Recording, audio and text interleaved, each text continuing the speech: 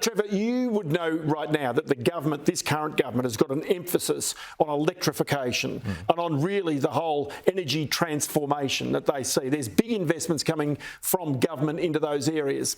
But are they really allocating the capital and the effort in the right places, do you think?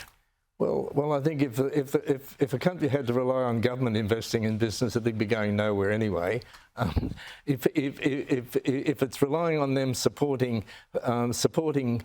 and backing local private sector investment going in, it would be better.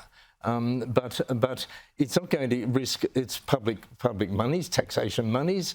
It's got all of these superannuation monies, and there's I think under the new government there's a new look at what you can do with the superannuation companies to have them look below the $2 billion company, the ASX, to get on ASX 300 and therefore get into the eyesight of the superannuation companies, you've got to be already having nearly $1 billion of revenue or $500 million of revenue. Well, a company is well on its way to commerciality at that stage.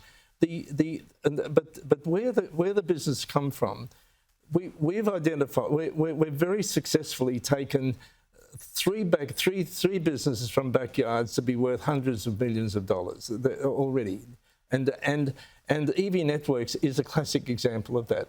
We know the electricity generation supply business. In Tritium, we know the power electronics business. We picked those up from university graduates who started I always think the greatest monopoly in the smallest industry like the solar car racing industry. Yes. And Tritium, these had products in that minute industry, and a monopoly product nearly that is still being bought today. But that was a power electronics skill, and so it's where the skills come from, where you organically grow it. And the way we're growing our business these days is now getting into charging stations. Yes. And we're building we've got 100 more DC fast charging stations around the country in every state and every capital. They're the most reliable, but they're nowhere near reliable as they're going to be because it's a new industry.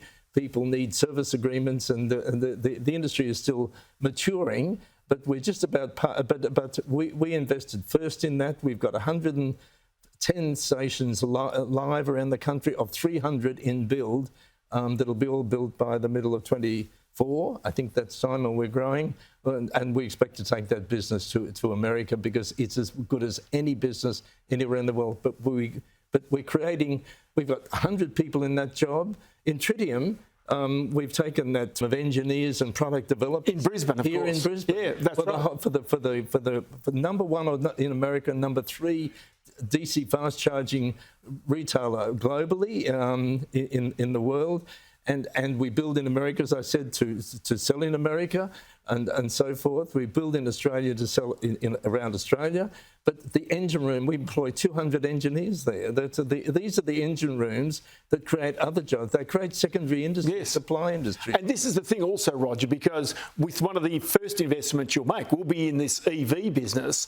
But the reality is it's about the jobs that are created. It's about the opportunities that come and maybe the ideas that spin off from that.